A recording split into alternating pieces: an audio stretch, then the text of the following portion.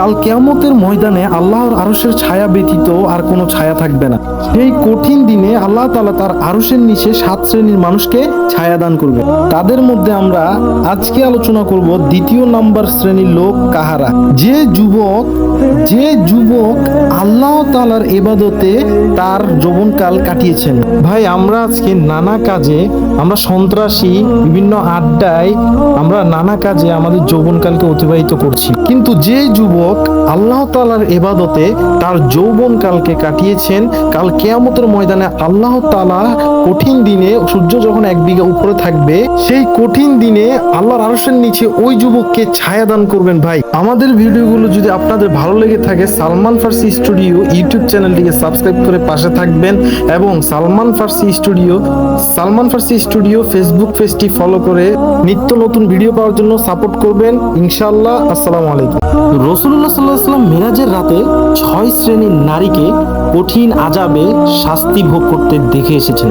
তাদের মধ্যে এক জাতি নারী হলো তাদের জিহ্বাকে উপরে ঝুলন্ত অবস্থায় বেঁধে তাদেরকে জাহান্নামের আগুনে ঝুলিয়ে রাখা হয়েছে। রাসূলুল্লাহ সাল্লাল্লাহু আলাইহি ওয়াসাল্লাম জিবরাইল আমিনকে প্রশ্ন করলেন, জিবরাইল, এরা কারা?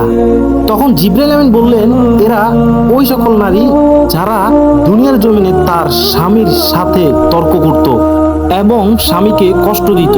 তাদের জবান দ্বারা তার শাশুড়ি, তার আপন শাশুড়ি এবং পাড়া প্রতিবেশী পর্যন্ত নিরাপদ থাকতো না। ওই নারী যদি 5 ওয়াক্ত নামাজ কালামও পড়ে, তবুও সেই নারী জাহান্নামের এই কঠিন আযাব ভোগ করবে।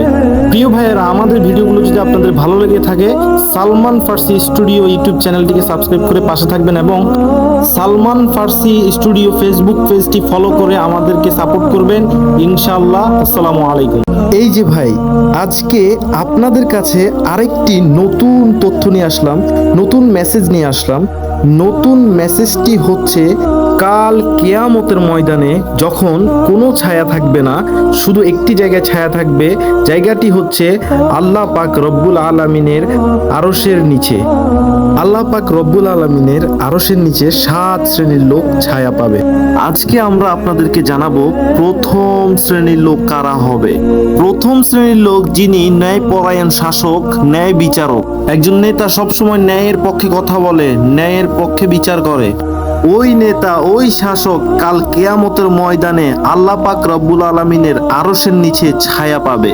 তো ভাইয়েরা, আমাদের ভিডিওগুলো যদি আপনাদের ভালো লেগে থাকে, তাহলে অবশ্যই কিন্তু সালমান ফার্সি স্টুডিও ইউটিউব চ্যানেলটিকে ছোট্ট একটি সাবস্ক্রাইব করে রাখবেন এবং সালমান ফার্সি স্টুডিও ফেসবুক পেজটিকে ফলো দিয়ে আমাদের পাশে থাকবেন। ভাই, কাল কিয়ামতের ময়দানে যখন কোনো ছায়া থাকবে না, একমাত্র আল্লাহর আরশের ছায়া ব্যতীত, সেই কঠিন দিনে, কঠিন আযাবের দিনে সূর্য যখন 1 বিঘা উপরে থাকবে, এতটা ভয়ঙ্কর দিনে আল্লাহর আরশের নিচে 7 শ্রেণীর মানুষ ছায়া পাবে। তাদের মধ্যে আমরা 5ম শ্রেণীর মানুষ কারা হবে তা নিয়ে আলোচনা করব। গত ভিডিওগুলোতে আমরা 2 শ্রেণী সম্পর্কে আলোচনা করেছি। আজকে আলোচনা করব 5ম শ্রেণীর লোক কারা হবে। ভাই, 5ম শ্রেণীর লোক তারা হবে যারা সর্বদা আল্লাহকে স্মরণ করে এবং আল্লাহকে স্মরণ করে তার 2 চোখ দিয়ে অশ্রু প্রবাহিত হয়। আল্লাহর ভয়ে যার চোখ দিয়ে 1 ফোঁটা পানি মাটিতে পড়ে, সেই ব্যক্তিকে কিয়ামতের ময়দানে আল্লাহ তাআলা তার আরশের নিচে ছায়া দান করবেন। আমার ভিডিওগুলো আপনাদের ভালো লাগলে অবশ্যই সালমান ফার্সি স্টুডিও চ্যানেলটিকে সাবস্ক্রাইব করে পাশে থাকবেন এবং সালমান ফার্সি স্টুডিও ফেসবুক পেজটি ফলো দিয়ে পাশে থাকবেন। ধন্যবাদ সবাইকে। নারীর দেহে যদি কোনো বেগানা পুরুষের হাত লাগে, তাহলে রাসূলুল্লাহ সাল্লাল্লাহু আলাইহি সাল্লাম বলেছেন, বিয়ের আগে যদি কোনো নারীর দেহে কোনো এক অংশে বেগানা পুরুষের হাত লাগে, তাহলে ওই নারীর ওই অংশটা জাহান্নামের জন্য নির্ধারণ হয়ে যাবে।